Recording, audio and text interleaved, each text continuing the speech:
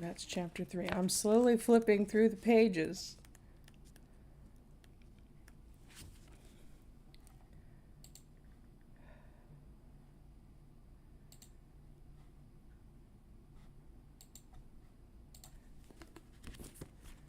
And forgetting what chapter we're on. It's been so long. My computer is finally running again. And I should be packing because I'm moving soon. So of course we're going to do some reading instead. Okay. Well, last time we did this, like a long ass time ago, we had just reached Balin's tomb. So we're going to pick up tonight chapter 5, which is the Bridge of Khazad-dûm. And I need to turn a light on before I do that. The one thing I forgot to prep is if I didn't panic brush my teeth last night for no good reason. Okay.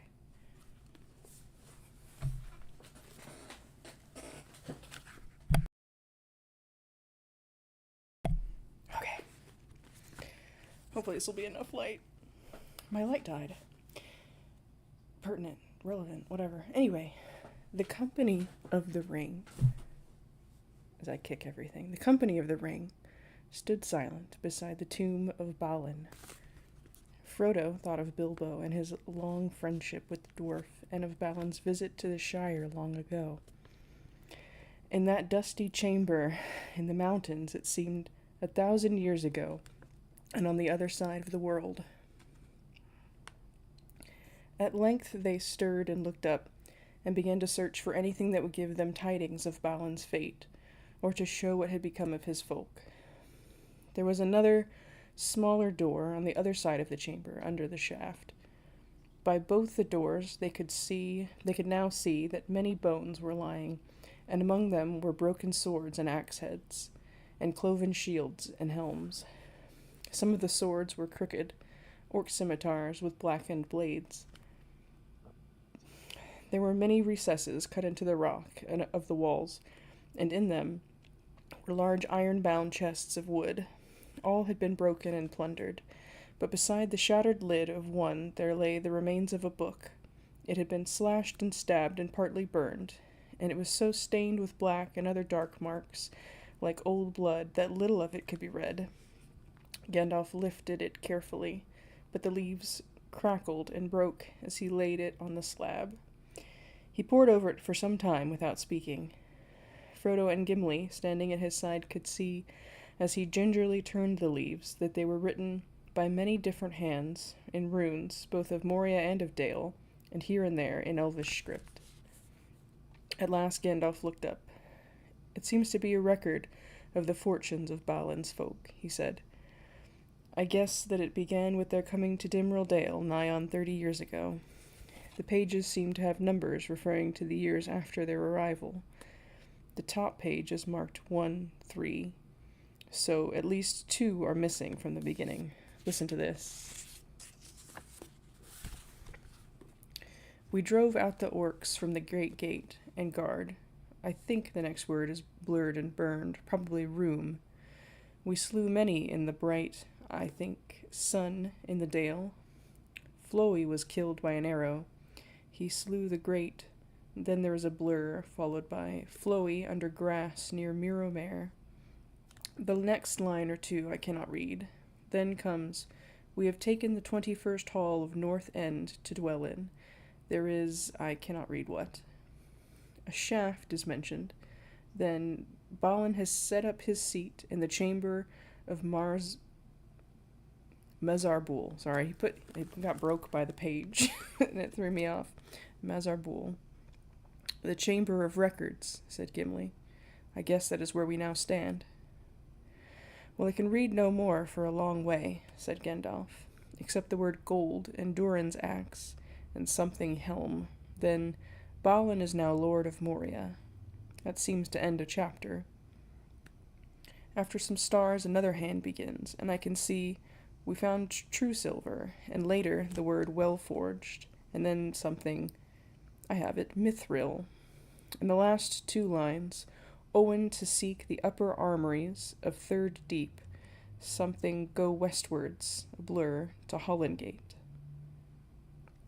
Gandalf paused and set a few leaves aside. There are several pages of the same sort, rather hastily written and much damaged, he said. But I can make little of them in this light. Oh, me, same. Now there must be a number of leaves missing, because they begin to be numbered 5, the 5th year of the colony, I suppose. Let me see. No, they are too cut and stained. I cannot read them. We might do better in the sunlight. Wait, here is something. A large, bold hand using an elvish script.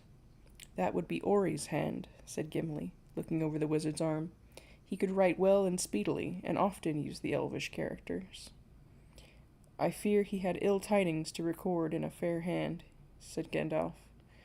The first clear word is sorrow, but the rest of the line is lost, unless it ends in estra. Yes, it must be yestra, followed by day, being the 10th of November, Balin, Lord of Moria, fell in Dimril Dale. He went alone to look in Mirrormere. An orc shot him from behind a stone. We slew the orc, but many more. Up from east up the Silver Lode. The remainder of the page is so blurred that I can hardly make anything out, but I think I can read, we have barred the gates, and then can hold them long if, and then perhaps horrible and suffer. Poor Balin. He seems to have kept the title that he took for less than 5 years. I wonder what happened afterwards, but there is no time to puzzle out the last pages. Here is the last page of all. He paused and sighed. It is grim reading, he said. I fear their end was cruel. Listen. We cannot get out. We cannot get out. They have taken the bridge and second hall. Frere and Loney and Nolly fell there. Then there are 4 lines smeared so that I can only read, went 5 days ago. The last lines run, the pool is up to the wall at Westgate. The watcher in the water took Owen. We cannot get out. The end comes, and then drums, drums in the deep. I wonder what that means. The last thing is written in a trailing scrawl of elf letters. They are coming. There is nothing more. Gandalf paused and stood in silent thought. Hello, Dag. I am going to be searching for a little bit more light, because my light is failing a bit. So we're going to open a big white new tab, and I'm going to read from the light of my computer, which is terrible for my eyes, but I had a lamp, and then it broke. It just sort of stopped working, and I was fishing around with the light bulb, and all of a sudden it shocked, and it tripped my fuse, so this is what we got. I did not think this through. I just really wanted to read. It's like being a kid again. A sudden dread and a horror of the chamber fell on the company. We cannot get out, muttered Gimli. It was well for us that the pool had sunk a little, and that the watcher was sleeping down at the southern end. Gandalf raised his head and looked around. They seemed to have made a last stand by both doors, he said, but there were not many left by that time. So ended the attempt to retake Moria. It was valiant, but foolish. The time is not come yet. Now, I fear, we must say farewell to Balin, son of Fundin. Here he must lie in the halls of his fathers. We will take this book, the Book of Mazarbul, and look at it more closely later. You had better keep it, Gimli, and take it back to Dane, if you get a chance. It will interest him, though it will grieve him deeply. Come, let us go. The morning is passing. Which way shall we go? Asked Boromir. Back to the hall, answered Gandalf. But our visit to this room has not been in vain. I now know where we are. This must be, as Gimli says, the chamber of Mazarbul, and the hall must be the 21st of the north end. Therefore, we should leave by the eastern arch of the hall, and bear right and south, and go downwards. The 21st hall should be on the 7th level, that is 6 above the level of the gates. Come now, back to the hall.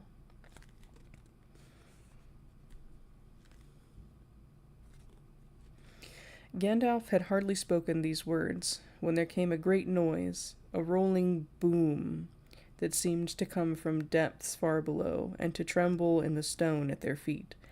They sprang towards the door in alarm. Doom, doom, it rolled again, as if huge hands were turning the very caverns of Moria into a vast drum. Then there came an echoing blast. A great horn was blown in the hall, and answering horns and harsh cries were heard farther off. There was a hurrying sound of many feet. "They are coming," cried Legolas. "We cannot get out," said Gimli. "Trapped," cried Gandalf. "Why did I delay? Here we are, caught just as they were before. But I was not here then. We will see what doom, doom," came the drum beat, and the walls shook. "Slam the doors and wedge them," shouted Aragorn. "And keep your packs on as long as you can. We may get a chance to cut our way out yet." "No," said Gandalf. "We must not get shut in. Keep the east door ajar. We will go that way if we get a chance."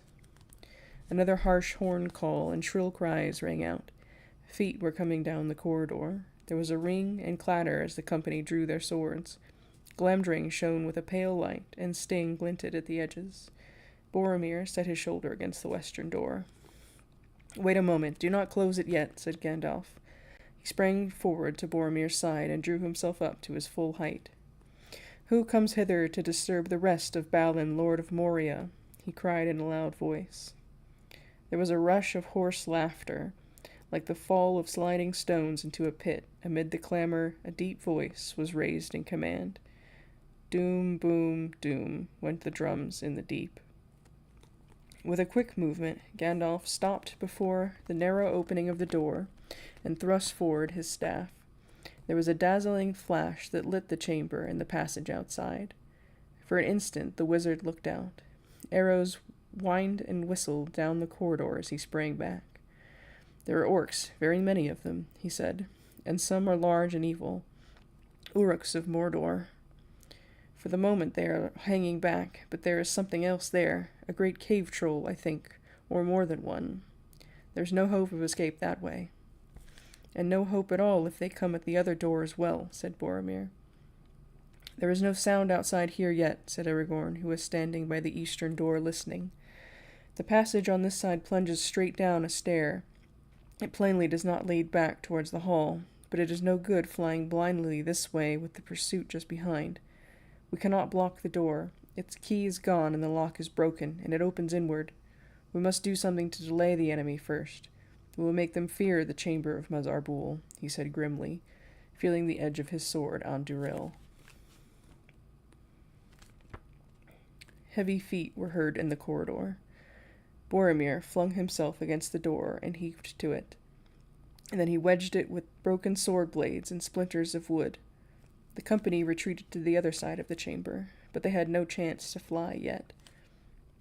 There was a blow on the door that made it quiver, and then it began to grind slowly open, driving back the wedges.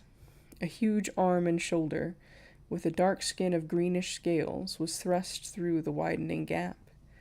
Then a great, flat, toeless foot was forced through below. There was a dead silence outside. Boromir leapt forward and hewed at the arm with all his might, but his sword rang, glanced aside, and fell from his shaken hand. The blade was notched. Suddenly, and to his own surprise, Frodo felt a hot wrath blaze up in his heart. "The Shire!" he cried, and springing beside Boromir, he stooped and stabbed with Sting at the hideous foot. There was a bellow, and the foot jerked back, nearly wrenching Sting from Frodo's arm. Black drops dripped from the blade and smoked on the floor. Boromir hurled himself against the door and slammed it again. "One for the Shire," cried Aragorn. "The hobbit's bite is deep. You have a good blade, Frodo, son of Drogo." There was a crash on the door, followed by crash after crash. Rams and hammers were beating against it. It cracked and staggered back, and the opening grew suddenly wide. Arrows came whistling in, but struck the northern wall and fell harmlessly to the floor. There was a horn blast and a rush of feet, and orcs one after another leapt into the chamber. How many there were the company could not count. The affray was sharp, but the orcs were dismayed by the fierceness of the defense. Legolas shot two through the throat. Gimli hewed the legs from another, Gimli hewed the legs from under another that had sprung up on Balin's tomb. Boromir and Aragorn slew many. When 13 had fallen, the rest fled shrieking, leaving the defenders unharmed except for Sam, who had a scratch along the scalp. Sam is the least favorite character, as we have seen. A quick duck had saved him, and he had felled his orc, a sturdy thrust with his barrow blade. A fire was smoldering in his brown eyes that would have made Ted Sandyman step backwards if he had seen it. "Now is the time," cried Gandalf. "Let us go, before the troll returns." But even as they retreated, and before Pippin and Merry had reached the stair outside, a huge orc chieftain, almost man-high, clad in black mail from head to foot, leapt into the chamber. Behind him his followers clustered in the doorway. His broad, flat face was swart, his eyes were like coals, and his tongue was red. He wielded a great spear. With a thrust of his huge hide shield, he turned Boromir's sword and bore him backwards, throwing him to the ground. Diving under Aragorn's blow with the speed of a striking snake, he charged into the company and thrust with his spear straight at Frodo. The blow caught him in the right side, and Frodo was hurled against the wall and pinned. Sam, with a cry, hacked at the spear shaft, and it broke, but even as the orc flung down the truncheon and swept out his scimitar, Andúril came down upon his helm. There was a flash like the flame, and the helm burst asunder. The orc fell with cloven head. His followers fled howling as Boromir and Aragorn sprang at them. Doom, doom went the drums in the deep. The great voice rolled out again. "Now," shouted Gandalf. "Now is the last chance. Run for it."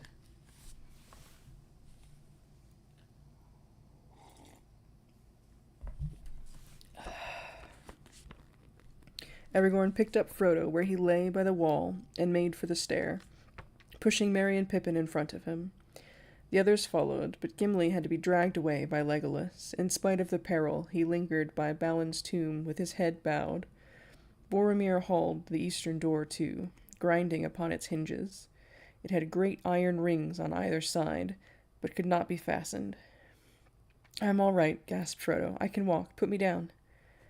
Aragorn nearly dropped him in his amazement. "I thought you were dead," he cried. "Not yet," said Gandalf, "but there is no time for wonder. Off you go, all of you, down the stairs. Wait a few minutes for me at the bottom, but if I do not come soon, go on. Go quickly and choose paths leading right and downwards." "We cannot leave you to hold the door alone," said Aragorn. "Do as I say," said Gandalf fiercely.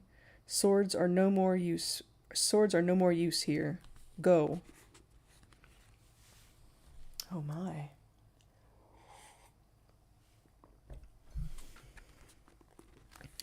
The passage was lit by no shaft and was utterly dark. They groped their way down a long flight of steps and then looked back, but they could see nothing, except high above them the faint glimmer of the wizard's staff. He seemed to be standing on guard by the closed door. Frodo breathed heavily and leaned against Sam, who put his arms about him. They stood peering up the stairs into the darkness. Frodo thought he could hear the voice of Gandalf above, muttering words that ran down the sloping roof with a sighing echo. He could not catch what was said. The walls seemed to be trembling. Every now and again the drum beats throbbed and rolled, doom, doom. Suddenly, at the top of the stair, there was a stab of white light. Then there was a dull rumble and a heavy thud. The drum beats broke out wildly, doom, boom, doom, boom, and then stopped. Gandalf came flying down the steps and fell to the ground in the midst of the company. "Well, well, that's over," said the wizard, struggling to his feet.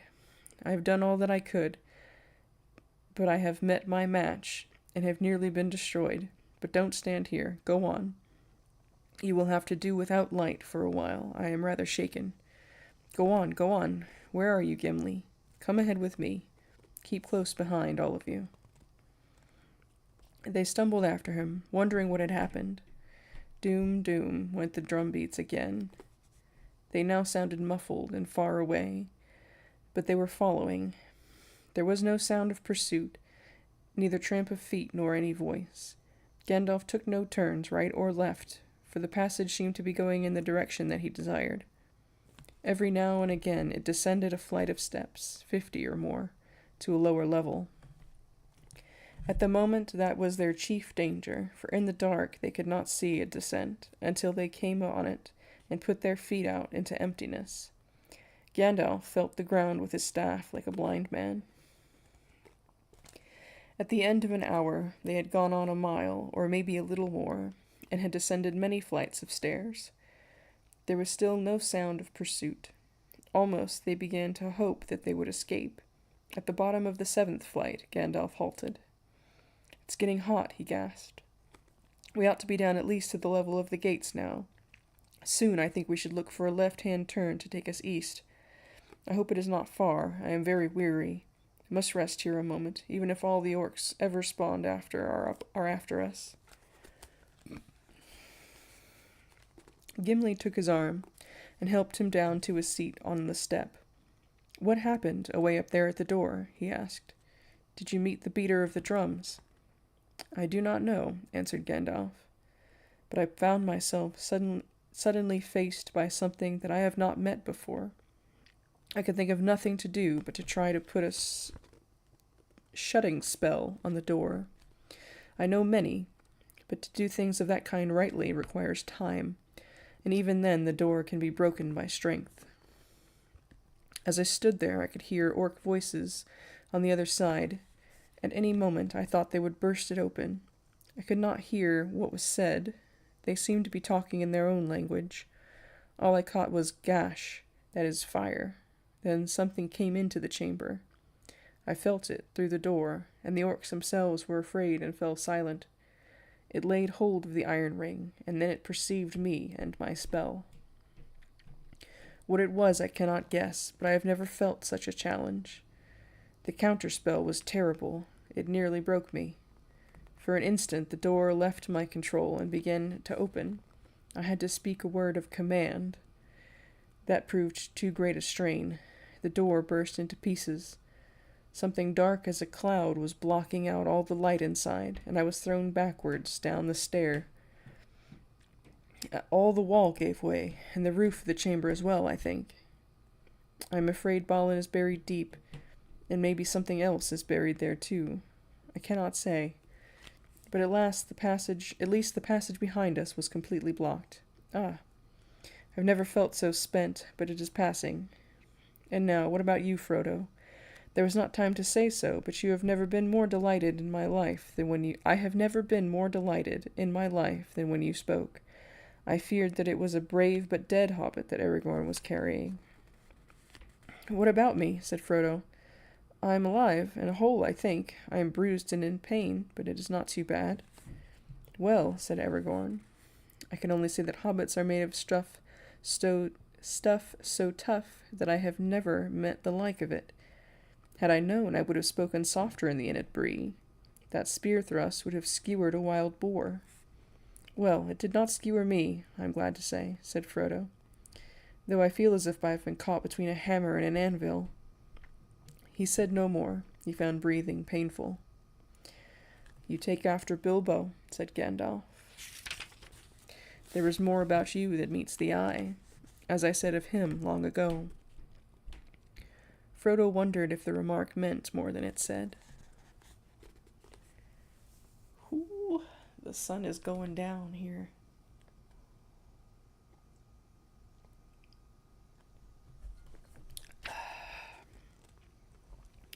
They now went on again. Before long, Gimli spoke. He had keen eyes in the dark. I think, he said, that there is a light ahead, but it is not daylight. It is red. What can it be? Gash, muttered Gandalf. I wonder if that is what they meant, that the lower levels are on fire. Still, we can only go on. Soon the light became unmistakable. It could be seen by all. It was flickering and glowing on the walls, away down the passage before them. They could now see their way. In front, the road sloped down swiftly, and some way ahead there stood a low archway. Through it, the glowing light came. The air became very hot. When they came to the arch, Gandalf went through, signing them to wait. As he stood just beyond the opening, they saw his face lit by a red glow. Quickly, he stepped back. "There is some new devilry here," he said. "Devised for our welcome, no doubt. But I know now where we are. We have reached the first deep, the level immediately below the gates. This is the second hall of Old Moria, and the gates are near. Away beyond the eastern end, on the left, not more than a quarter of a mile, across the bridge, up a broad stair, along a wide road, through the first hall and out. But come and look." They peered out. Before them was another cavernous hall. It was loftier and far longer than the one in which they had slept. They were near its eastern end. Westward it ran away into darkness. Down the center stalked a double line of towering pillars. They were carved like boles of mighty trees whose boughs upheld the roof with a branching tracery of stone. Their stems were smooth and black, but a red glow was darkly mirrored on their sides. Right across the floor, close to the feet of two huge pillars, a great fissure had opened. Out of it a fierce red light came, and now and again flames licked at the brink and curled about the bases of the columns. Wisps of dark smoke waved in the hot air. "If we had come by the main road, down the upper halls, we should have been trapped there," said Gandalf. "Let us hope that the fire now lies between us and pursuit. Come, there is no time to lose." Even as he spoke, they heard again the pursuing drumbeat. Doom, doom, doom. By the way, this is spelled D. D as in Delta, O-O-M. Not boom, doom. The whole time, for the most part, I've been reading doom. It's almost like foreshadowing. Away beyond the shadows, at the western end of the hall, there came cries and horn calls. Doom, doom. The pillars seemed to tremble and the flames to quiver. "Now for the last race," said Gandalf. "If the sun is shining outside, we may still escape. After me." He turned left and sped across the smooth floor of the hall. The distance was greater than it had looked. As they ran, they heard the beat and echo of many hurrying feet behind. A shrill yell went up. They had been seen. There was a ring and a clash of steel. An arrow whistled over Frodo's head. Boromir laughed. "They did not expect this," he said. "The fire has cut them off. We are on the wrong side." "Look ahead," called Gandalf. "The bridge is near. It is dangerous and narrow." Suddenly Frodo saw before him a black chasm. At the end of the hall the floor vanished and fell to an unknown depth. The outer door could only be reached by a slender bridge of stone, without curb or rail, that spanned the chasm with one curving spring of 50 feet. It was an ancient defense of the dwarves against any enemy that might capture the first hall and the outer passages. They could only pass along it in single file. At the brink, Gandalf halted, and the others came up in a pack behind. "Lead the way, Gimli," he said. "Pippin and Merry next. Straight on and up the stair beyond the door." Arrows fell among them.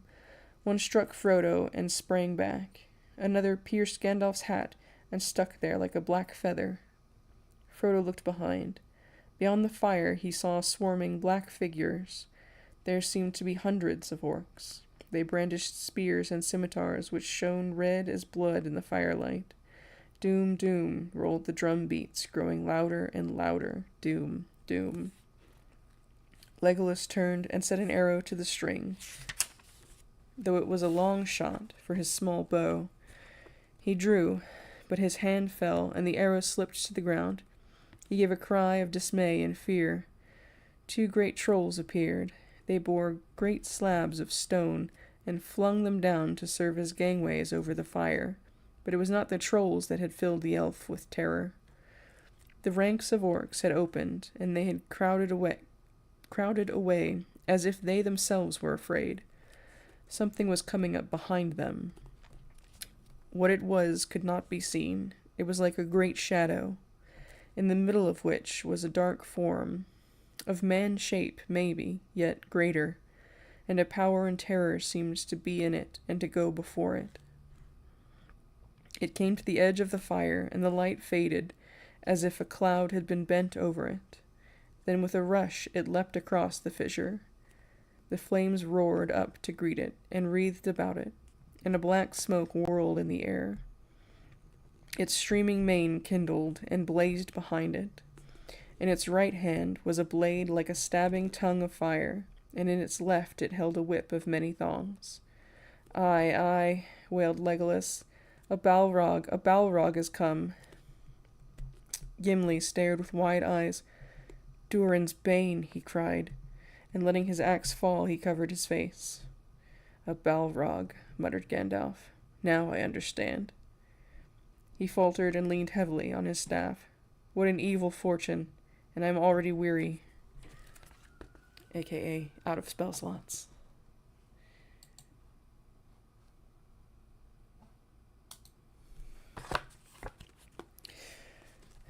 The dark figure, streaming with fire, raced towards them. The orcs yelled and poured over the stone gangways. Then Boromir raised his horn and blew. Loud the challenge rang and bellowed, like the shout of many throats under a cavernous roof. For a moment the orcs quailed, and the fiery shadow halted.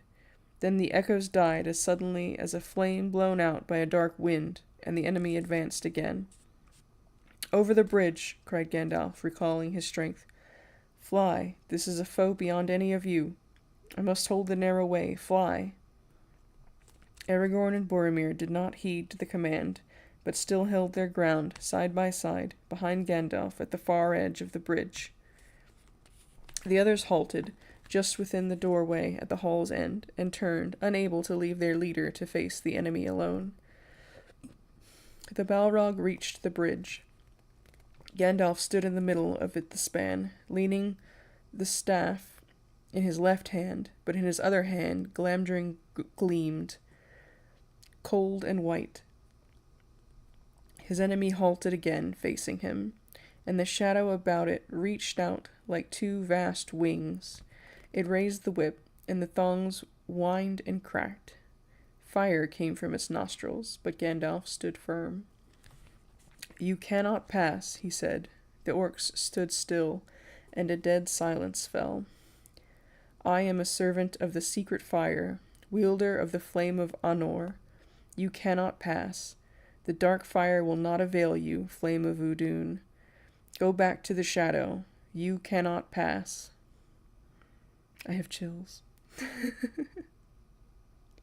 The Balrog made no answer. The fire in it seemed to die, but the darkness grew. It stepped forward slowly onto the bridge, and suddenly it drew itself up to a great height, and its wings were spread from wall to wall. But still Gandalf could be seen, glimmering in the gloom.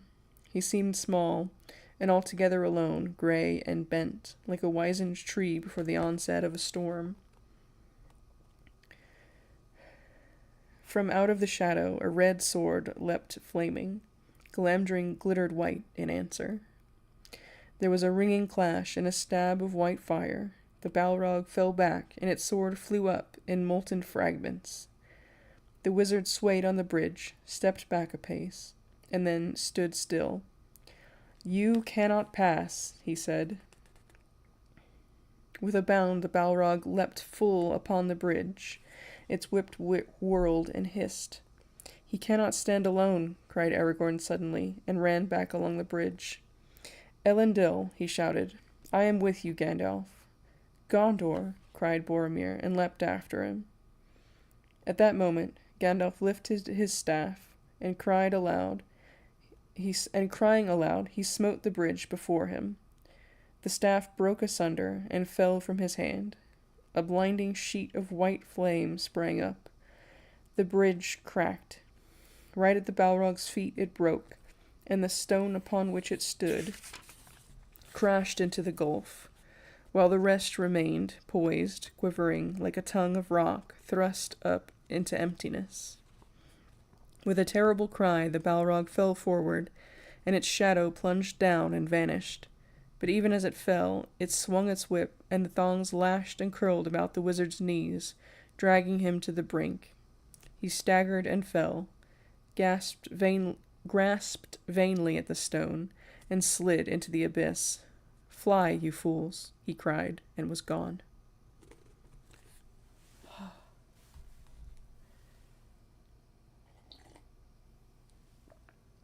Whew.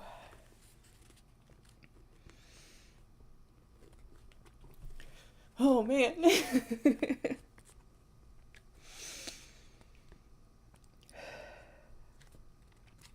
The fires went out, and blank darkness fell.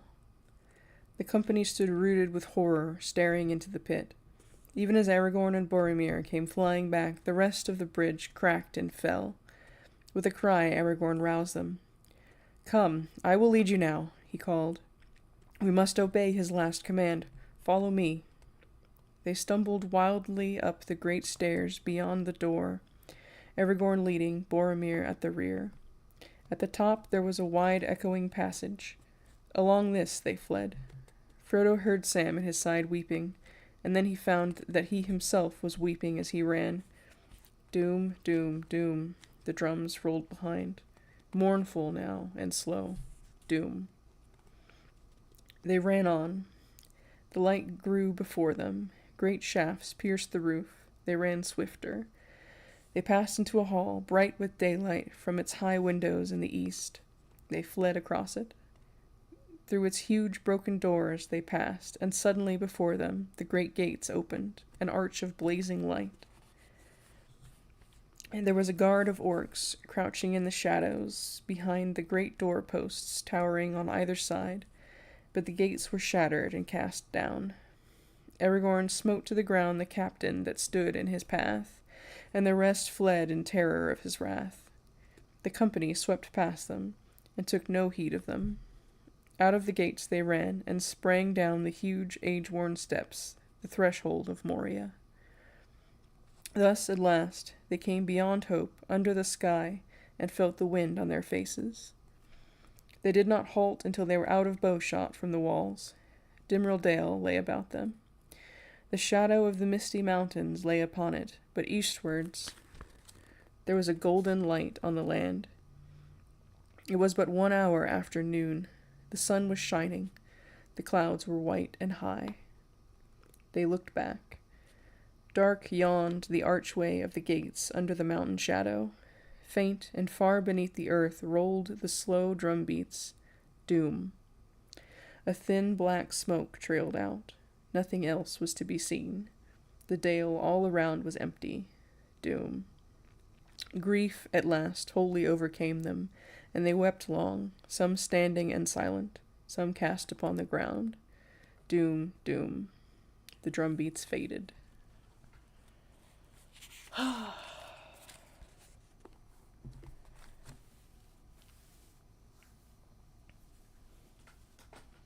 I guess let it not be said that the guy who writes about walking a lot can't also write a good action scene. Fuck. Oh. The next chapter is Lothlorien, which I'm gonna yak a little bit before. Oh, great, they're gonna have me read songs again. I'm gonna yak a little bit because I remember just thoroughly loving this chapter when I read it when I was a teenager.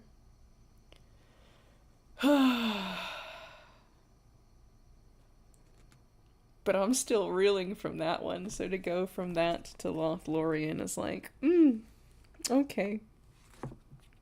It's a nice contrast, I will say. So many things are making sense now about my,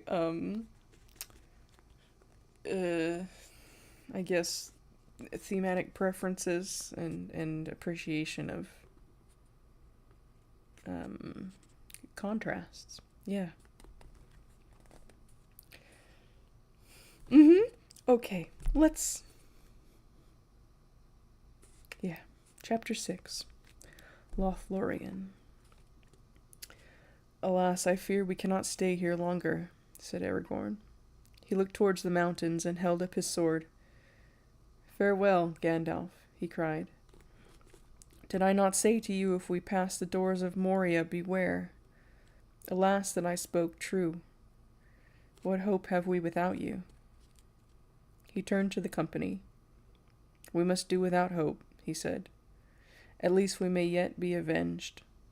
Let us gird ourselves and weep no more. Come, we have a long road and much to do. They rose and looked about them. Northward, the dale ran up into a glen of shadows between two great arms of the mountains, above which 3 white peaks were shining, Celeb, Fanwithol, and Caradhras, the mountains of Moria. At the head of the glen, a torrent flowed like white lace over an endless ladder of short falls, and a mist of foam hung in the air above the mountain's feet. Yonder is the Dimril Stair, said Aragorn, pointing to the falls. Down the deep cloven way that climbs beside the torrent we should have come, if fortune had been kinder. Or Caradhras less cruel, said Gimli. There he stands, smiling in the sun. He shook his fist at the furthest of the snow-capped peaks and turned away.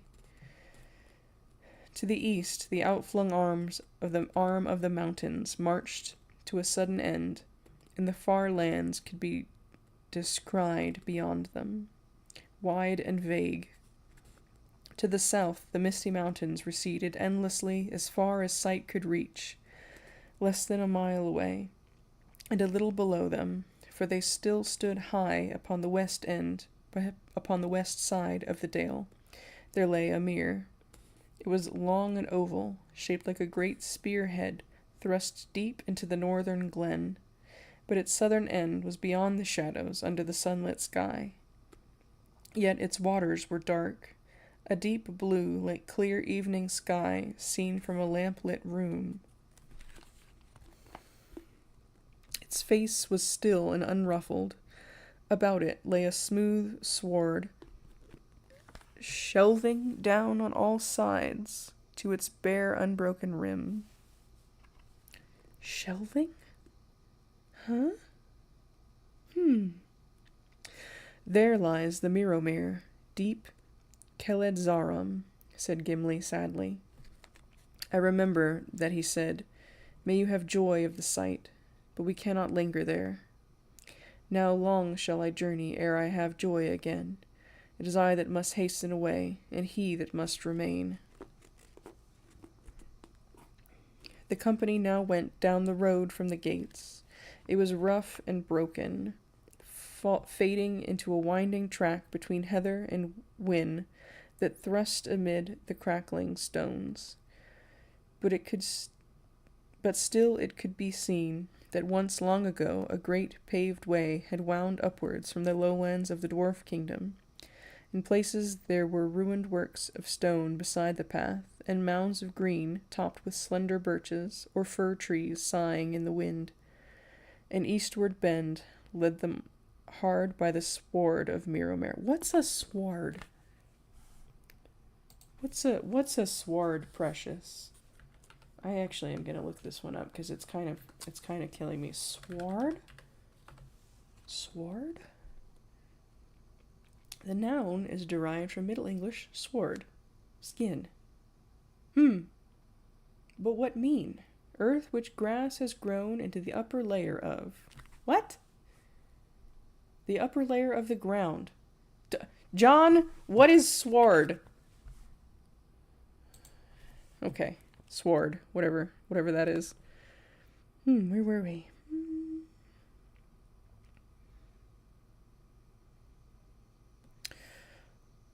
Right. An eastward bend led them hard by the sward of Miromere. Hard by the sward, huh? And there, not far from the roadside, stood a single column, broken at the top. "It is Durin's stone," cried Gimli. "I cannot pass without turning aside for a moment to look at the wonder of the dale." "Be swift, then," said Aragorn, looking back towards the gates. "The sun sinks early. The orcs will not, maybe, come out till after dusk, but we must be far away before nightfall. The moon is almost spent, and it will be dark tonight." "Come with me, Frodo," cried the dwarf, springing from the road. "I would not have you go without seeing Celeb. He ran down the long green slope. Frodo followed slowly, drawn by the still blue water. In spite of hurt and weariness, Sam came up behind. Beside the standing stone, Gimli halted and looked up. It was cracked and weather-worn, and the faint runes upon the side could not be read. "This pillar marks the spot where Durin first looked in the Miromere," said the dwarf. "Let us look ourselves once ere we go." They stooped over the dark water. At first they could see nothing. Then, slowly, they saw the forms of the encircling mountains mirrored in profound blue, and the peaks were like plumes of white flame above them. Beyond there was a space of sky.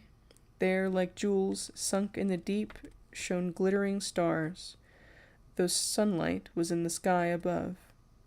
Of their own stooping forms no shadow could be seen. "O Celeb, fair and wonderful," said Gimli.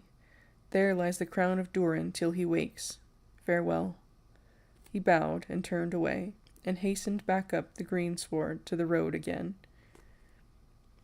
"What did you see?" said Pippin to Sam, but Sam was too deep in thought to answer. I love Sam.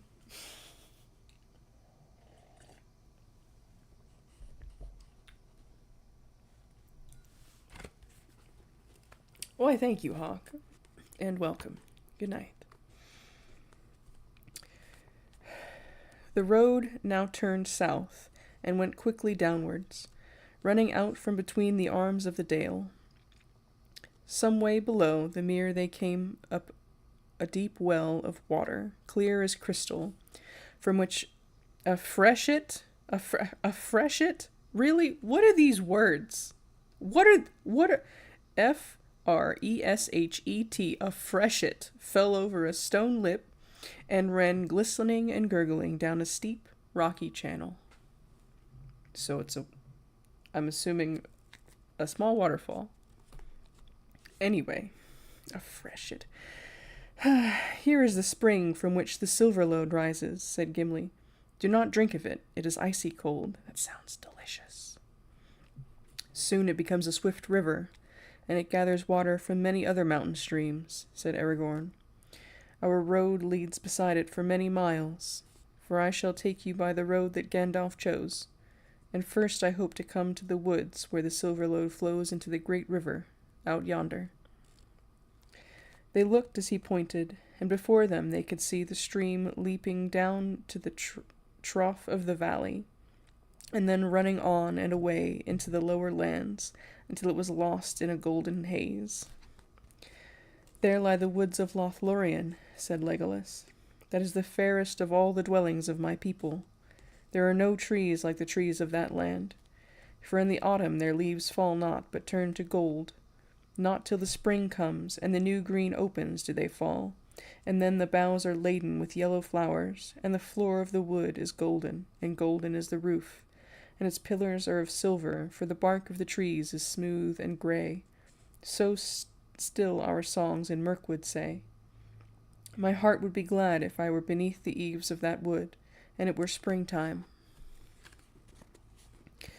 "My heart will be glad, even in the winter," said Aragorn. "But it lies many miles away. Let us hasten."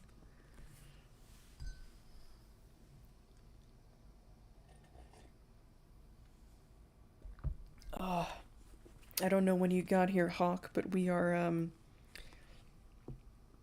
Chapter 2.6.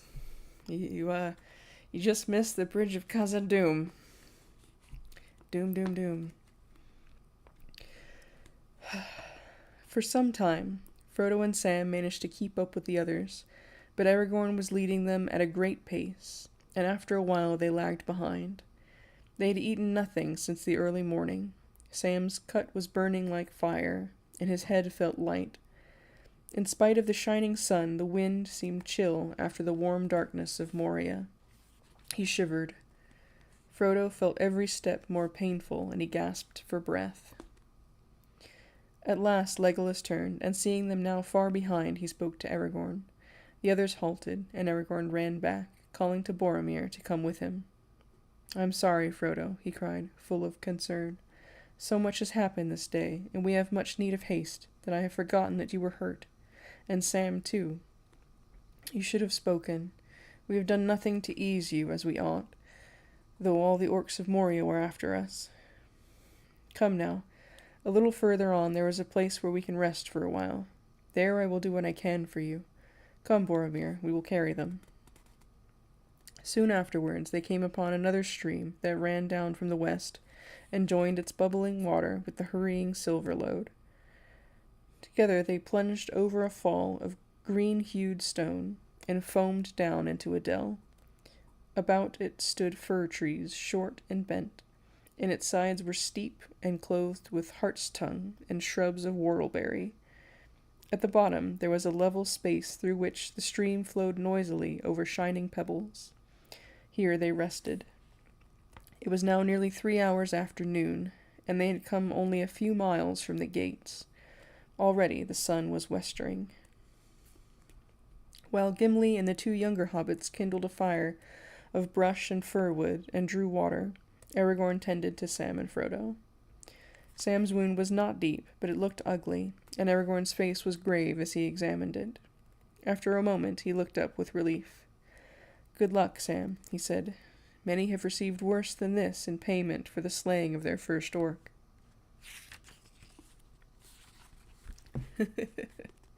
Glad you're having a good time, Hawk. "The cut is not poisoned, as the wounds of orc blades too often are. It should heal well when I have tended it. Bathe it when Gimli has heated water." He opened his pouch and drew out some withered leaves. "They are dry, but some of their virtue is gone," he said. "But here I have still some of the flowers of Ethelas that I gathered near Weathertop. Crush one in the water, and wash the wound clean, and I will bind it. Now it is your turn, Frodo." "I am all right," said Frodo, reluctant to have his garments touched. "All I needed was some food and a little rest." "No," said Aragorn. "We must have a look and see what the hammer and the anvil have done to you. I still marvel that you are alive at all." Gently he stripped off Frodo's old jacket and warm tunic, and gave a gasp of wonder. Then he laughed. The silver corslet shimmered before his eyes like the light upon a rippling sea. Carefully he took it off and held it up, and the gems on it glittered like stars, and the sound of the shaken rings was like the tinkle of rain in a pool. "Look, my friends," he called. "Here's a pretty hobbit skin to wrap up an elven princeling in. If it were known that hobbits had such trinkets, had such hides, all the hunters of Middle-earth would be riding to the Shire. And all the arrows of all the hunters in the world would be in vain," said Gimli, gazing at the mail in wonder. "It is a mithril coat, mithril. I have never seen or heard tell of one so fair. Is this the coat that Gandalf spoke of? Then he undervalued it, but it was well given. I have often wondered what you and Bilbo were doing so close in his little room," said Merry. "Bless the old hobbit. I love him more than ever. I hope that we get chance of telling him about it." There was a dark and blackened bruise on Frodo's right side and breast. Under the mail there was a shirt of soft leather, but at one point the rings had been driven through it into the flesh. Frodo's left side was also scored and bruised where he had been hurled against the wall. While the others set the food ready, Aragorn bathed the hurts with water in which Ethelas was steeped. The pungent fragrance filled the dell, and all those who stooped over the steaming water felt refreshed and strengthened. Soon Frodo felt the pain leave him, and his breath grew easy, though he was stiff and sore to the touch for many days. Aragorn bound some soft pads of cloth at his side. "The mail is marvelously light," he said. "Put it on again if you can bear it. My heart is glad to know that you have such a coat. Do not lay it aside, even in sleep, unless fortune brings you where you are safe for a while, and that will seldom chance you while your quest lasts." Just discorded me out.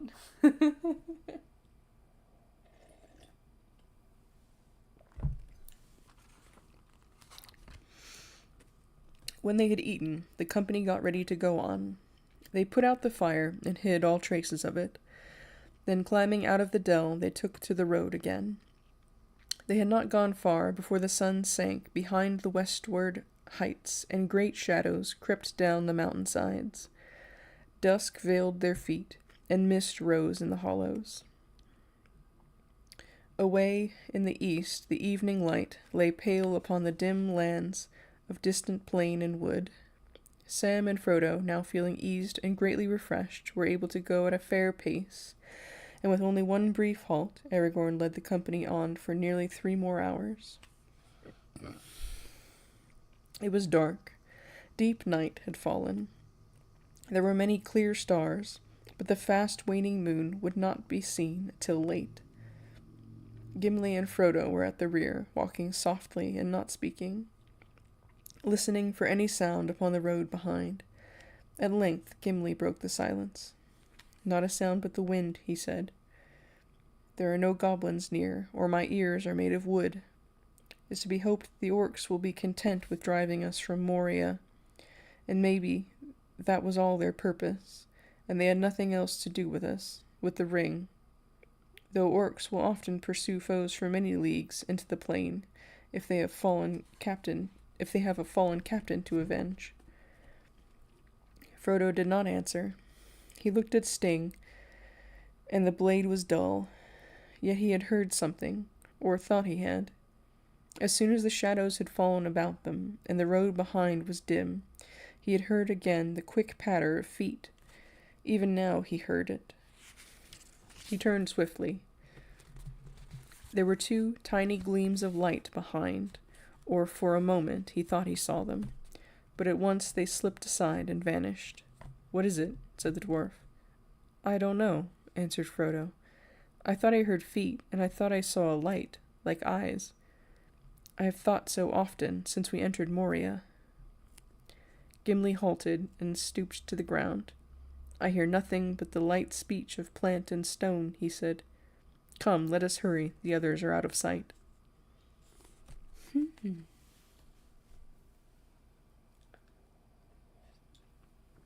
Am I okay? I believe so.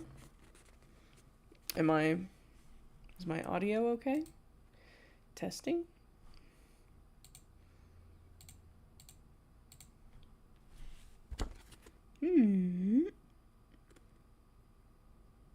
Here we are. The night wind blew chill up the valley to meet them. Before them, a wide gray shadow loomed, and they heard an endless rustle of leaves like poplars in the breeze. "Lothlorien," cried Legolas, "Lothlorien, we have come to the eaves of the Golden Wood. Alas, that it is winter." Under the night, the trees stood tall before them, arched over the road and stream that ran suddenly beneath their spreading boughs. In the dim light of the stars, their stems were gray, and their quivering leaves a hint of fallow gold. "Lothlorien," said Aragorn. "Glad am I to hear again the wind in the trees. We are still little more than 5 leagues from the gates, but we can go no further. Here let us hope that the virtue of the elves will keep us tonight from the perils that come behind." "If elves indeed still dwell here in the darkening world," said Gimli. "It is long since any of my own folk journeyed hither, back to the land whence we wandered in ages long ago," said Legolas. "But we hear that Lorien is not yet deserted, for there is a secret power here that holds evil from the land. Nevertheless, its folk are seldom seen, and maybe they dwell now deep in the woods and far from the northern border. Indeed, deep in the wood they dwell, said Aragorn, and sighed, as if some memory stirred in him. We must fend for ourselves tonight. We will go forward a short way, until the trees are all around us, and then we will turn aside from the path and seek a place to rest in. Welcome, Easy. He stepped forward, but Boromir stood irresolute and did not follow. Is there no other way? He said. Oh, I remember this now. What other fairer way would you desire? Said Aragorn. A plain road, though it led us through a hedge of swords, said Boromir. By strange paths has this company been led, and so far to evil fortune. Against my will we passed under the shades of Moria to our loss, and now we must enter the Golden Wood. I'm gonna have to laugh with a friend. I just realized this. Anyway, yeah, that's a different story. And now we must enter the Golden Wood, you say. But of that perilous land we have heard of in Gondor. And it is said that... I'm sorry, I made myself laugh. And it is said that few come out who once go in, and of that few none have escaped unscathed. Say not unscathed, but if you say unchanged, then maybe you will speak the truth, said Aragorn. But lore wanes in Gondor, Boromir, if in the city of those who were once wise they now speak evil of Lothlorien. Believe what you will, there is no other way for us, unless you would go back to Moria Gate, or scale the pathless mountains, or swim the great river all alone. Then lead on, said Boromir, but it is perilous. Perilous indeed, said Aragorn, fair and perilous, but only evil need fear it, for those who bring some evil with them. Follow me.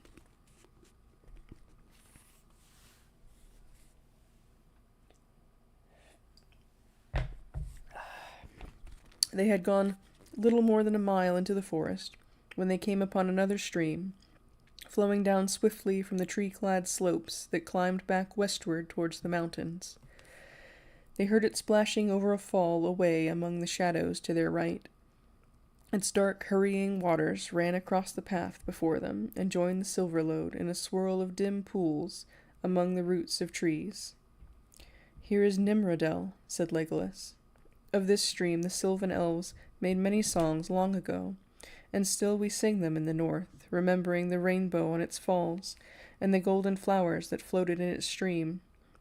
All is dark now, and the bridge on Nimrodel is broken down. I will bathe my feet, for it is said that the water is healing to the weary.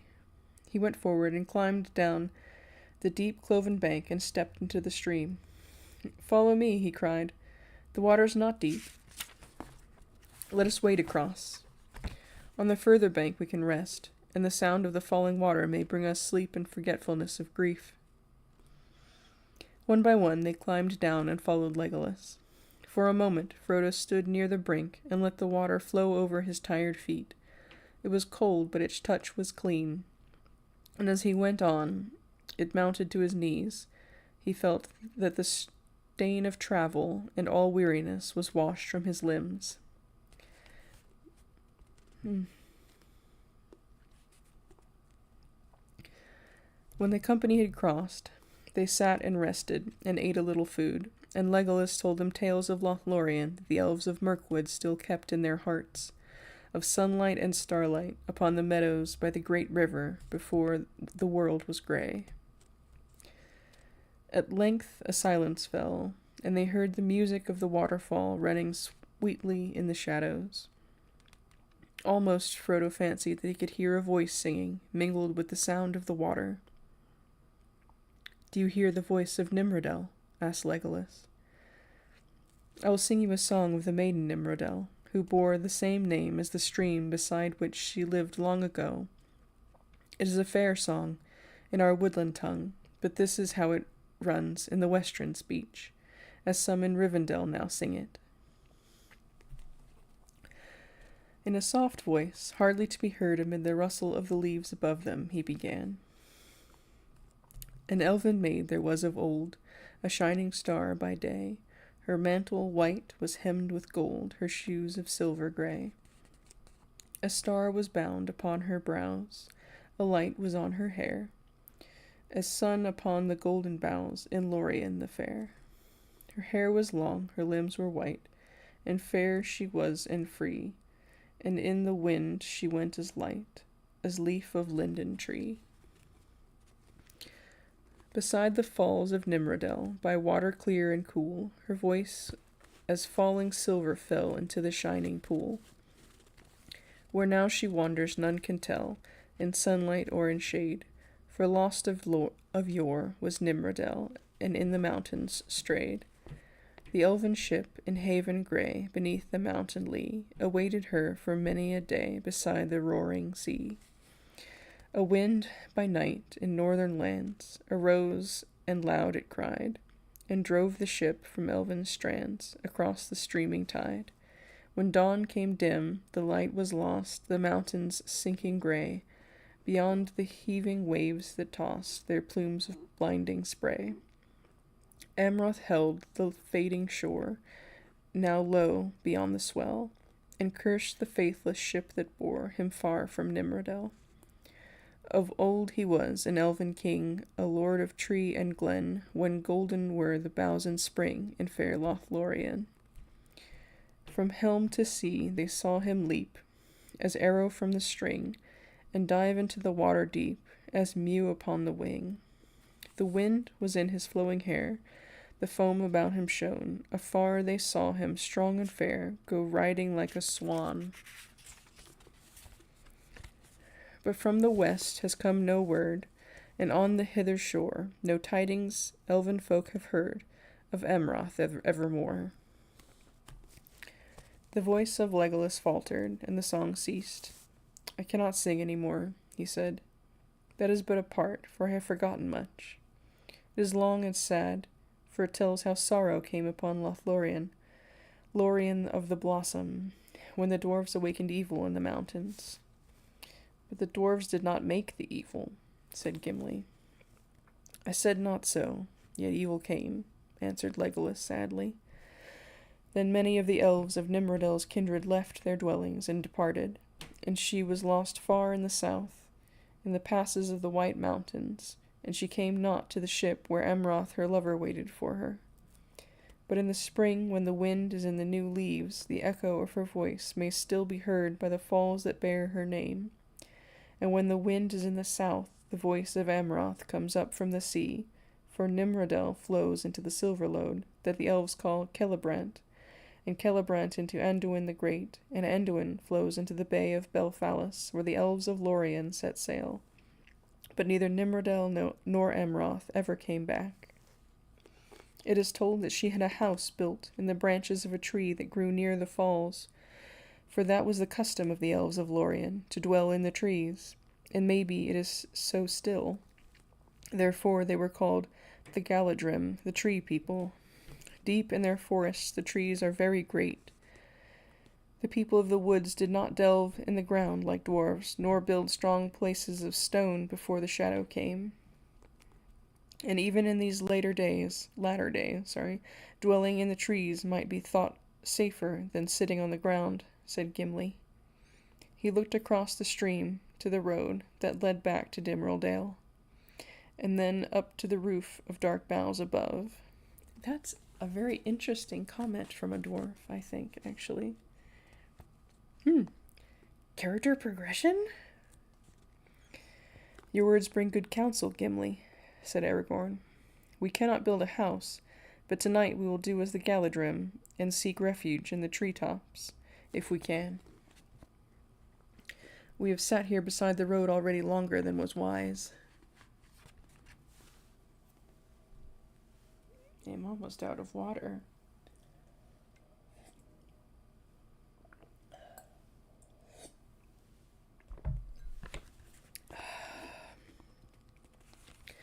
The company now turned aside from the path, and went into the shadow of the deeper woods, westward along the mountain stream away from Silverlode. Not far from the falls of Nimrodel, they found a cluster of trees, some which overhung the stream. Their great grey trunks were of mighty girth, but their height could not be guessed. "I will climb up," said Legolas. "I am at home among the trees, by root or bough, though these trees are of a kind strange to me, save as a name in song." Oh, I'm not going to be able to pronounce it correctly. "Melern, they are called, and are those that bear the yellow blossom, but I have never climbed in one. I will see now. What is it?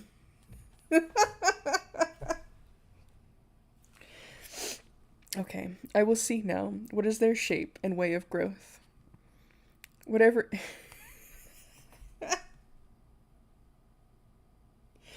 What a dear, what an absolute darling. My goodness, he just wants to climb a tree.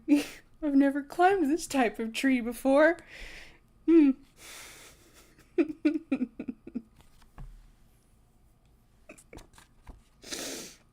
Oh my. "Whatever it may be," said Pippin, "they will be marvellous trees indeed, if they can offer any rest at night, except to birds. I cannot sleep on a perch." "Then dig a hole in the ground," said Legolas, "if that is more after the fashion of your kind. But you must dig swift and deep, if you wish to hide from orcs." He sprang lightly up from the ground, and caught a branch that grew from the trunk high above his head. But even as he swung there for a moment, a voice spoke suddenly from the tree shadows above him. "Darrow," it said in commanding tone, and Legolas dropped back to earth in surprise and fear. He shrank against the bole of the tree.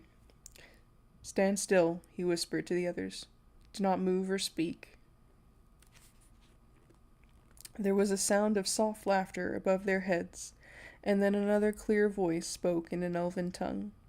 Frodo could understand little of what was said, for the speech of that sylvan folk east of the mountains used among themselves was unlike that of the west. Legolas looked up and answered in the same language. There is a little asterisk that says, "See note in Appendix F of the Elves." Well, I don't have that book with me, so we're gonna see the appendix. Maybe that will be our little finale final thing. We'll read the appendices like crazy people. Anyway. "Who are they, and what did they say?" asked Merry. "They're elves," said Sam. "Can't you hear their voices?" "Yes, they are elves," said Legolas. "And they say that you breathe so loud that they could shoot you in the dark." Sam hastily put his hand over his mouth. "But they say also that you need have no fear. They have been aware of us for a long while. They heard my voice across the Nimrodel and knew that I was one of their northern kindred, and therefore they did not hinder our crossing, and afterwards they heard my song. Now they bid me climb up with Frodo, for they seem to have had some tidings of him and of our journey. The others they ask to wait a while, and to keep watch at the foot of the tree until they have decided what is to be done."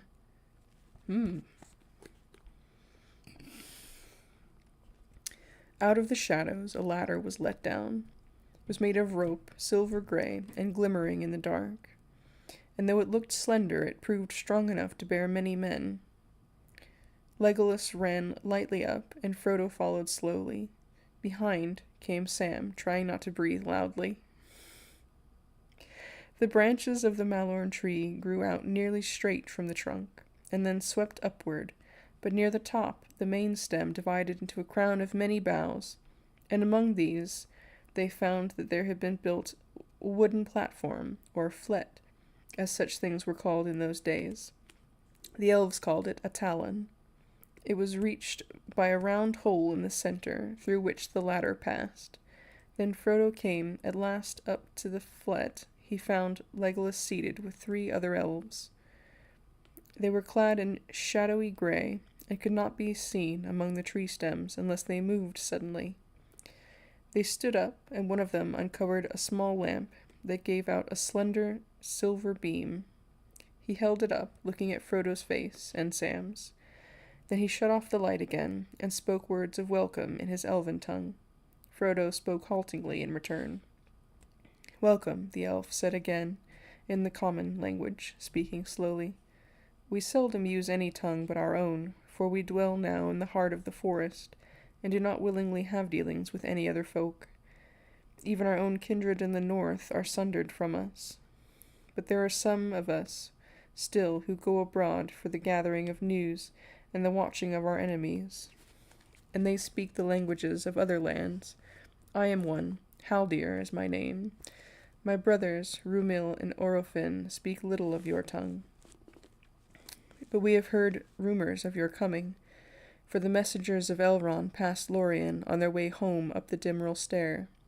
We had not heard of hobbits, but halflings, for many a long year, and did not know that any yet dwelt in Middle-earth. You do not look evil, and since you come with an elf of our kindred, we are willing to befriend you, as Elrond asked, though it is not our custom to lead strangers through our land. But you must stay here tonight. How many are you? 8, said Legolas. Myself, 4 hobbits, and 2 men, one of whom, Aragorn, is an elf friend of the folk of Westerness. The name of Aragorn, son of Arathorn, is known to Lorien, said Haldir, and he has the favour of the lady. All then is well. But you have spoken only of 7. The 8th is a dwarf, said Legolas. A dwarf? That is not well. We have not had dealings with the dwarves since the dark days. They are not permitted in our land. I cannot allow him to pass. But he is from the Lonely Mountain, one of Dane's trusty people, and friendly to Elrond, said Frodo. Elrond himself chose him to be one of our companions, and he has been brave and faithful. The elves spoke together in soft voices, and questioned Legolas in their own tongue. Very good, said Haldir at last. We will do this, though it is against our liking. If Aragorn and Legolas will guard him and answer for him, he shall pass, but he must go blindfolded through Lothlorien. But now we must debate no longer. Your folk must not remain on the ground. We have been keeping watch on the rivers ever since we saw a great troop of orcs going north toward Moria, along the skirts of the mountains many days ago. Wolves are howling on the wood's borders. If you have indeed come from Moria, the peril cannot be far behind. Tomorrow early you must go on. The 4 hobbits shall climb up here and stay with us. We do not fear them. There is another Talon in the next tree. There the others must take refuge. You, Legolas, must answer to us for them. Call us if anything is amiss, and have an eye on that dwarf.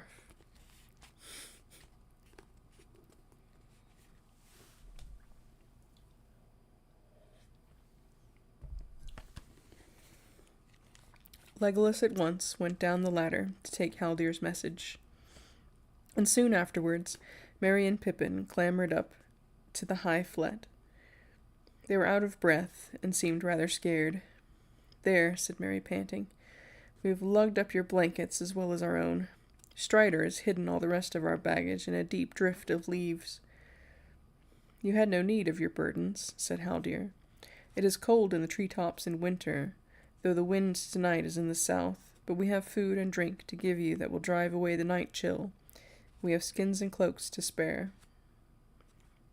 The hobbits accepted this second and far better supper very gladly. They wrapped themselves warmly, but only in the fur cloaks of the elves. Oh, not only in the fur cloaks of the elves, but in their own blankets as well, and tried to go to sleep. But weary as they were, only Sam found that easy to do. Hobbits do not like heights, and do not sleep upstairs, even when they have any stairs. The flet was not at all to their liking as a bedroom. It had no walls, not even a rail.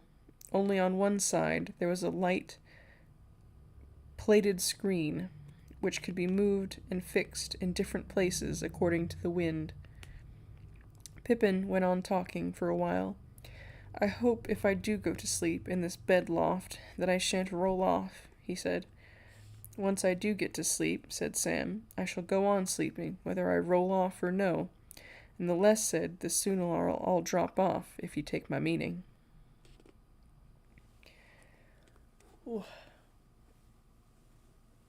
Oh, hey, Groucho, I did not even see you come in.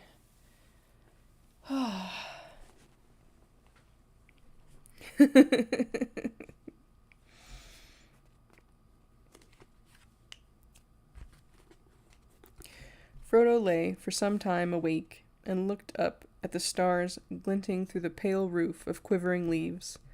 Sam was snoring at his side long before he himself closed his eyes. He could see dimly the gray forms of two elves sitting motionless with their arms about their knees, speaking in whispers. The other had gone down to take up his watch on one of the lower branches. At last, lulled by the wind in the boughs above, and the sweet murmur of the falls of Nimrodel below, Frodo fell asleep with the song of Legolas running in his mind. Late in the night he woke. The other hobbits were asleep. The elves were gone. The sickle moon was gleaming dimly among the leaves. The wind was still. A little way off he heard a harsh laugh, and the tread of many feet on the ground below. There was a ring of metal. The sounds died slowly, and then seemed to go southward, on into the wood. A head appeared suddenly through the hole in the flet. Frodo sat up in alarm, and saw that it was a grey hooded elf. He looked towards the hobbits. "What is it?" said Frodo. "Ich," said the elf, in a hissing whisper, and cast on to the flet a rope ladder rolled up. "Orcs," said Frodo. "What are they doing?" But the elf had gone. There were no more sounds. Even the leaves were silent, and the very falls seemed to be hushed. Frodo sat and shivered in his wraps. He was thankful that they had not been caught on the ground, but he felt that the trees offered little protection except concealment. Orcs were as keen as hounds on a scent, it was said, but they could also climb. He drew out Sting. It flashed and glittered like a blue flame, and then slowly faded again and grew dull. In spite of the fading of his sword, the feeling of immediate danger did not leave Frodo. Rather, it grew stronger. He got up and crawled to the opening and peered down. He was almost certain that he could hear stealthy movements at the tree's foot far below. Not elves, for the woodland folk were altogether noiseless in their movements. Then he heard faintly a sound like sniffing, and something seemed to be scrabbling on the bark of the tree trunk. He stared down into the dark, holding his breath.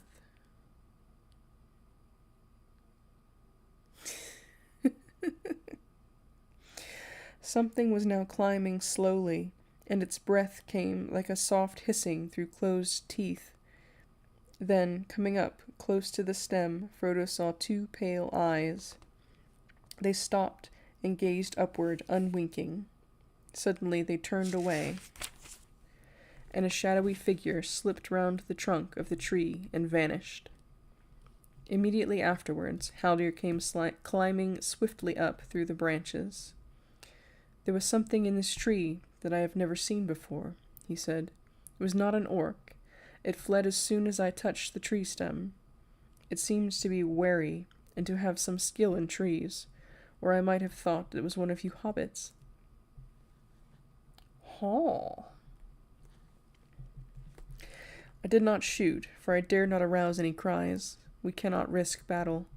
A strong company of orcs has passed. They crossed the Nimrodel, cursed their foul feet in its water, and went on down the old road beside the river. They seemed to pick up some scent, and they searched the ground for a while near the place where you halted. The three of us could not challenge 100, so we went ahead and spoke with feigned voices, leading them into the wood. Orofin has now gone in haste back to our dwellings to warn our people. None of the orcs will ever return out of Lorien, and there will be many elves hidden on the northern border before another night falls. But you must take the road south as soon as it is fully light."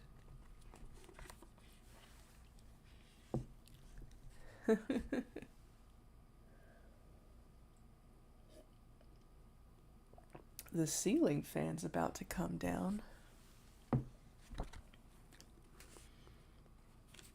Is not Toby on the ceiling fan, huh? Oh, okay. Oh well. Day came pale from the east. As the light grew, it filtered through the yellow leaves of the malorn, and it seemed to the hobbits that the early sun of a cool summer's morning was shining. Pale blue sky peeped among the moving branches. Looking through an opening on the south side of the flet, Frodo saw all the valley of the Silverlode lying like a sea of fallow gold, tossing gently in the breeze. The morning was still young and cold when the company set out again, guided now by Haldir and his brother Rumil. "Farewell, sweet Nimrodel," cried Legolas. Frodo looked back and caught a gleam of white foam among the grey tree stems. Why do they call it stems? Why not trunks? I don't know. "Farewell," he said. It seemed to him that he would never hear again a running water so beautiful, forever blending its immeasurable notes in an endless, changeful music. They went back to the path that still went along the west side of the Silverlode, and for some way they followed it southward. There were prints of orc feet in the earth, but soon Haldir turned aside into the trees and halted on the bank of the river under their shadows. "There is one of my people yonder across the stream," he said, "though you may not see him." He gave a call like the low whistle of a bird, and out of a thicket of young trees an elf stepped, clad in grey, but with his hood thrown back. His hair glinted like gold in the morning sun. Haldir skillfully cast over the stream a coil of grey rope, and he caught it and bound the end about a tree near the bank. "Celebrant is already a strong stream here, as you see," said Haldir, "and it runs both swift and deep, and is very cold. We do not set foot on it so far north unless we must, but in these days of watchfulness we do not make bridges. This is how we cross. Follow me." He made his end of the rope fast about another tree, and then ran lightly along it, over the river and back again, as if he were on a road. "I can walk this path," said Legolas, "but the others have not this skill. Must they swim?" "No," said Haldir. "We have 2 more ropes.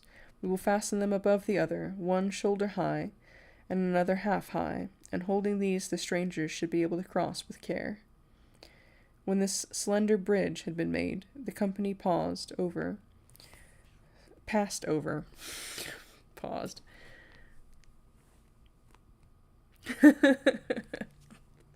Glad I could be of help, Hawk.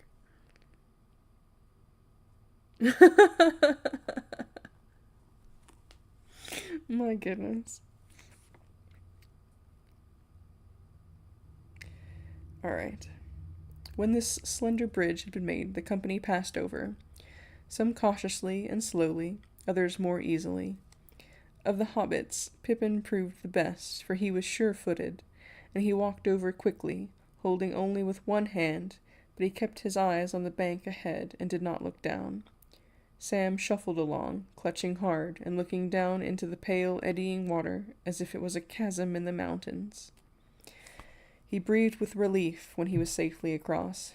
Live and learn, as my gaffer used to say, though he was thinking of gardening, not of roosting like a bird, nor of trying to walk like a spider.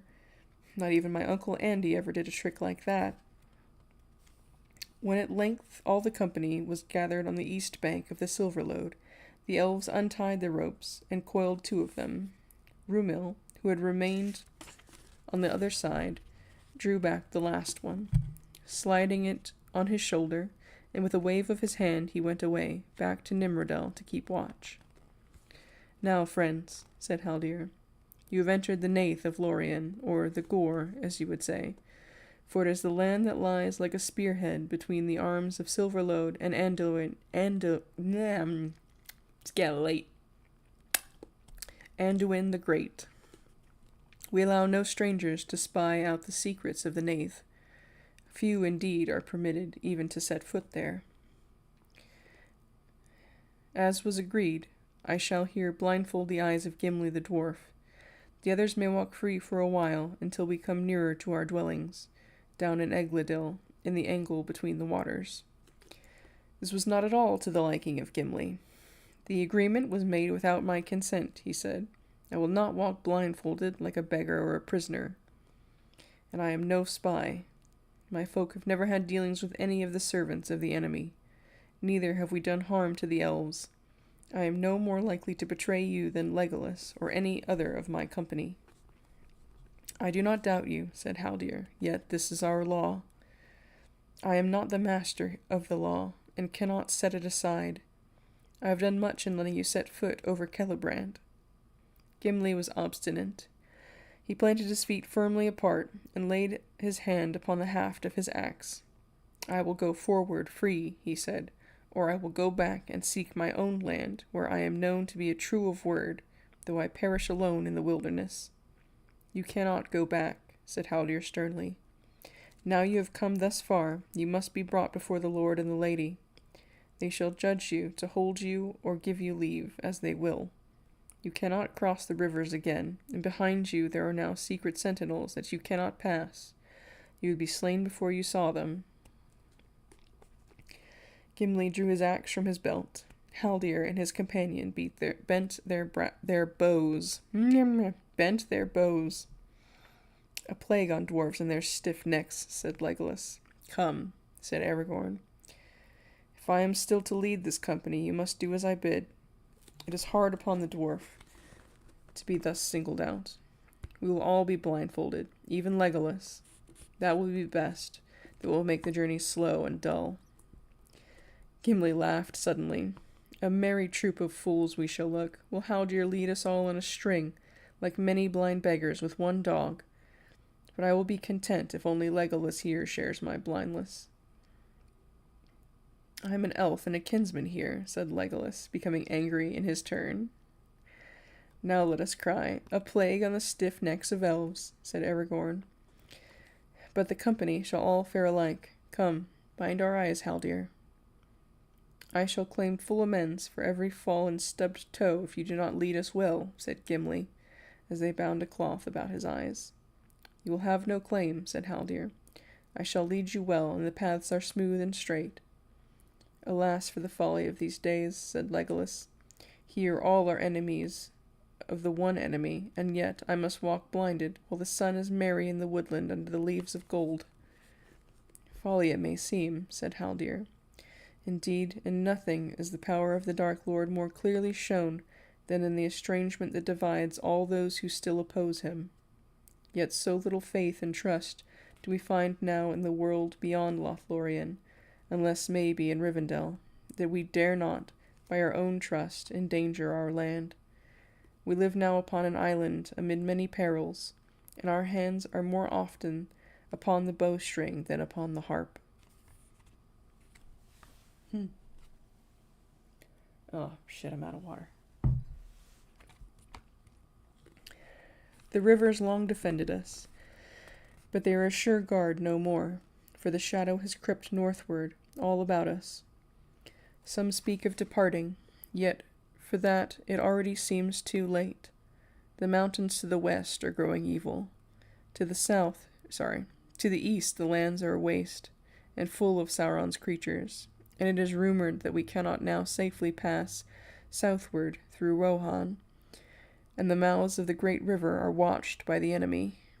Even if we could come to the shores of the sea, we should find no longer any shelter there. It is said that there are still havens of the high elves, but they are far north and west, beyond the land of the halflings. But where that may be, though the Lord and Lady know, I do not." "You ought at last to guess, since you have seen us," said Merry. "There are elf havens west of my land, the Shire, where hobbits live." "Happy folk are hobbits to dwell near the shores of the sea," said Haldir. "It is long indeed since any of my folk have looked upon it, yet still we remember it in song. Tell me of those havens as we walk." "Huh? Shush. Be quiet, you phone." "I cannot," said Merry. "I have never seen them. I have never been out of my own land before, and if I had known what the world outside was like, I don't think I should have had the heart to leave it." "Not even to see fair Lothlorien," said Haldir. "The world is indeed full of peril, and in it there are many dark places. but still there is much that is fair, and though in all lands love is now mingled with grief, it grows, perhaps, the greater.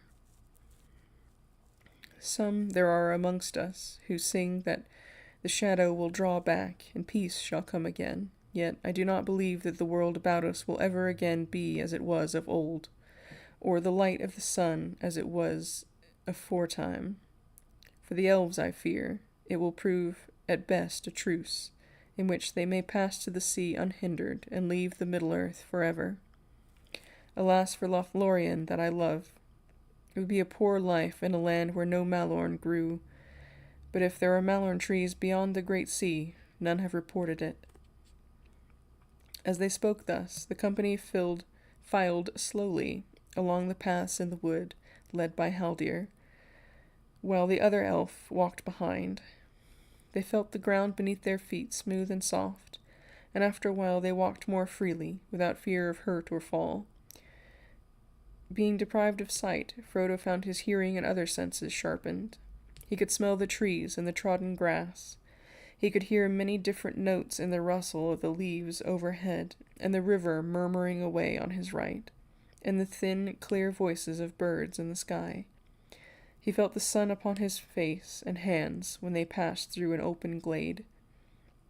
As soon as he set foot upon the far bank of Silverlode, a strange feeling had come upon him, and it deepened as he walked into the Nath. It seemed to him that he had stepped over a bridge of time into a corner of the elder days, and was now walking in a world that was no more. In Rivendell, there was a memory of ancient things. In Lorien, the ancient things still lived on in the waking world. Evil had been seen and heard there. Sorrow had been known. The elves feared and distrusted the world outside. Wolves were howling on the wood's borders, but on the land of Lorien no shadow lay.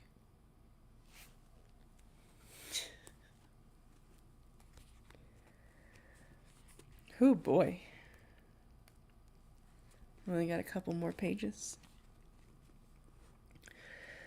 All that day the company marched on until they felt the cool evening come and heard the early night wind whispering among many leaves. Then they rested and slept without fear upon the ground, for their guides would not permit them to unbind their eyes, and they could not climb. In the morning they went on again, walking without haste. At noon they halted, and Frodo was aware that they had passed out under the shining sun. Suddenly he heard the sound of many voices all around him. A marching host of elves had come up silently. They were hastening toward the northern borders to guard against any attack from Moria, and they brought news, some of which Haldir reported. The marauding orcs had been waylaid, and almost all destroyed. The remnant had fled westwards, towards the mountains, and were being pursued. A strange creature also had been seen, running with bent back and with hands near the ground, like a beast and yet not of beast shape. It had eluded capture, and they had not shot it, not knowing whether it was good or ill, and it had vanished down the Silverlode southward. Also, said Haldir, they bring me a message from the Lord and Lady of the Galadrim. You are all to walk free, even the dwarf Gimli. It seems that the lady knows who and what is each member of your company. New messages have come from Rivendell, perhaps. He removed the bandage first from Gimli's eyes. Your pardon, he said, bowing low. Look upon us now with friendly eyes. Look and be glad, for you are the first dwarf to behold the trees of the Nath of Lorien since Durin's day.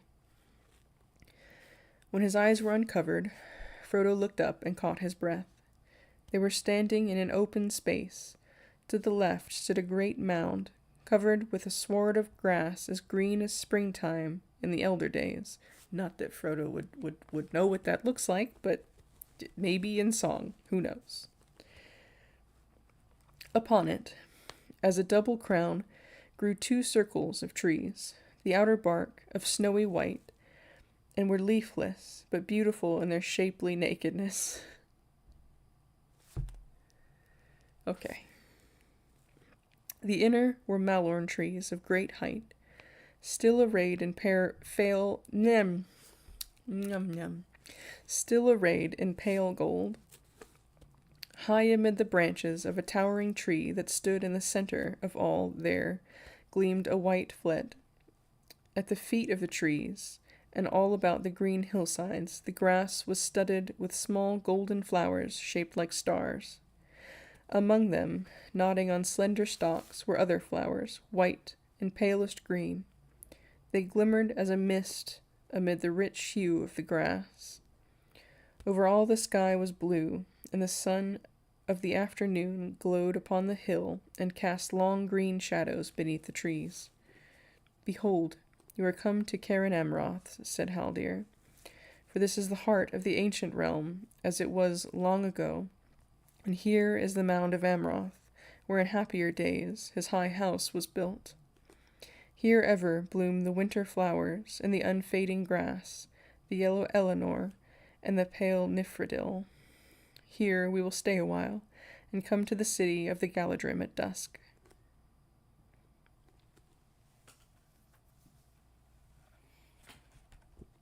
Not gonna lie, coffee sounds real good.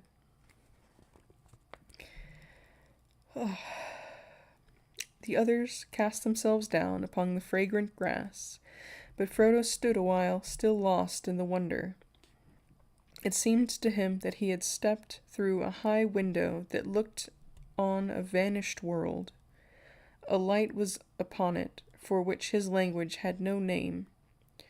All that he saw was shapely, but the shapes seemed at once clear-cut, as if they had been first conceived and drawn at the uncovering of his eyes, and ancient, as if they had endured forever. He saw no color but those he knew, gold and white and blue and green, but they were fresh and poignant, as if he had at that moment first perceived them and made them names new and wonderful. In winter here, no heart could mourn for summer or spring.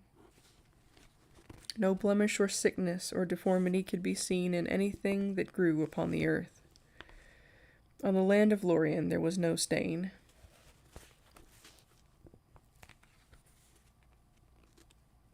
Oh, thank you, Easy. I personally hate listening to it so much when I edit that I avoid editing my videos.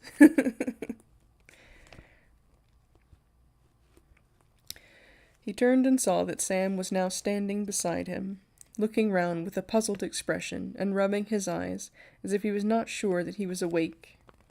"It's sunlight and bright day right enough," he said. "I thought that elves were all for moon and stars, but this is more elvish than anything I have heard tell of. I feel as if I was inside a song, if you take my meaning." Haldir looked at them, and he seemed indeed to take the meaning of both thought and word. He smiled. You feel the power of the Lady of the Galadrim," he said. "Would it please you to climb with me up Caern Amroth?" They followed him as he stepped lightly up the grass-clad slopes. Though he walked and breathed, and about him living leaves and flowers were stirred by the same cool wind as fanned his face, Frodo felt that he was in a timeless land that did not fade or change or fall into forgetfulness. When he had gone and passed again into the outer world, still Frodo, the wanderer from the Shire, would walk there, upon the grass among Elanor and Nifredil in fair Lothlorien. They entered the circle of white trees. As they did so, the south wind blew upon Caern Amroth and sighed among the branches. Frodo stood still, hearing far off great seas upon beaches that had long ago been washed away, and sea-birds crying whose race had perished from the earth. Haldir had gone on, and was now climbing to the high flet. As Frodo prepared to follow him, he laid his hand upon the tree beside the ladder. Never before had he been so suddenly and so keenly aware of the feel and texture of a tree's skin, and of the life within it. He felt a delight in wood and the touch of it, neither as a forester nor as a carpenter. It was the delight of the living tree itself. Have a good night, Hawk. Pleasant dreams after listening to J.R.R. Tolkien talk about trees. I am going to do my best to keep doing these on Sunday, so hopefully we will see you next week.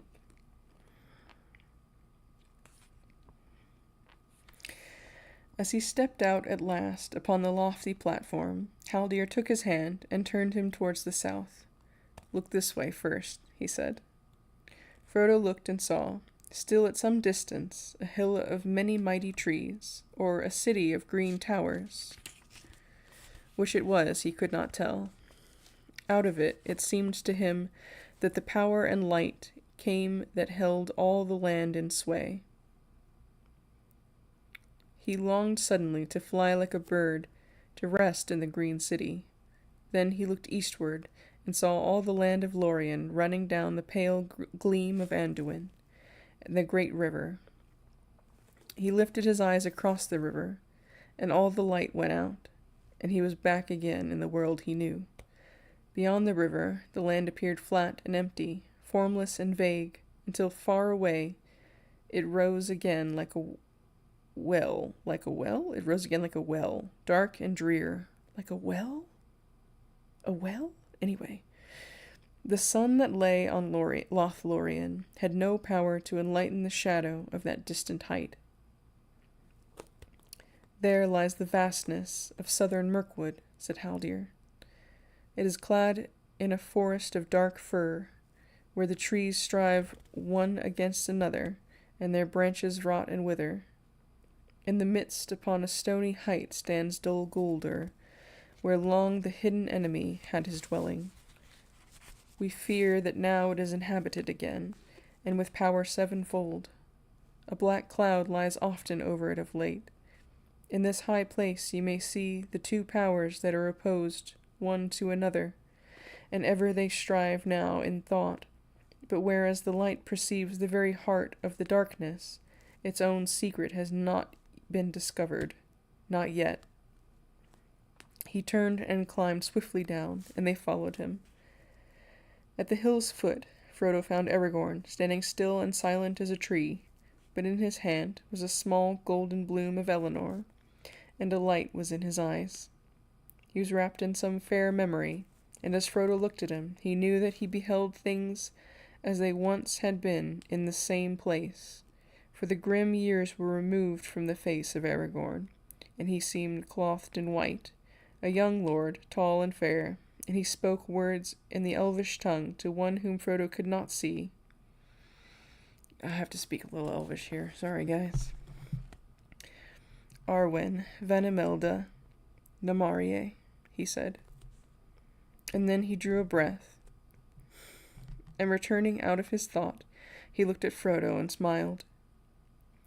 "Here is the heart of elvendom on earth," he said, "and here my heart dwells ever, unless there be a light beyond the dark roads that we still must tread, you and I. Come with me." And taking Frodo's hand in his, he left the hill of Caern Amroth, and came there never again as a living man. Holy fuck, that's how you're gonna end the chapter? John, that's how you're gonna end the chapter?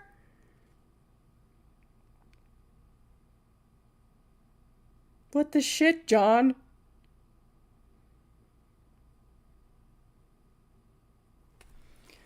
Oh boy.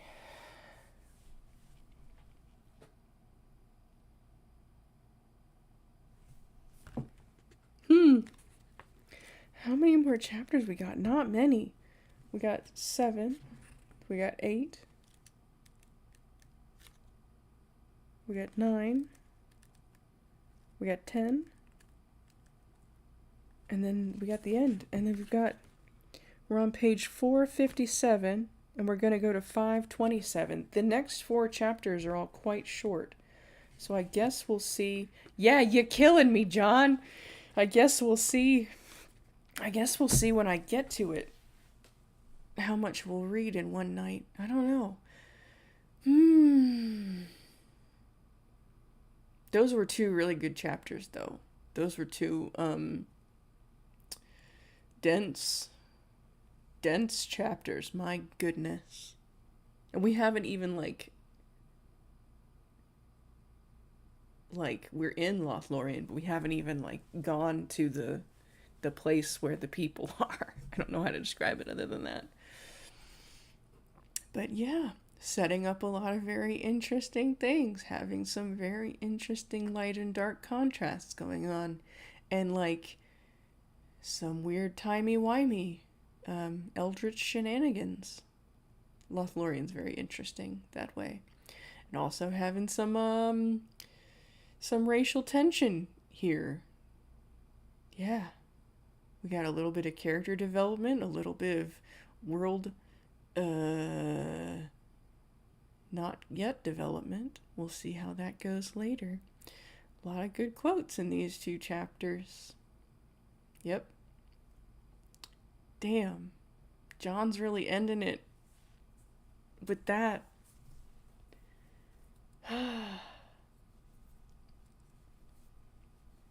That's a really interesting way to end a cliffhanger. Not a bad spot though. Yeah, that was good. I'm just sighing because my brain is gonna be spinning for the next probably beyond an hour, and I have to sleep tonight.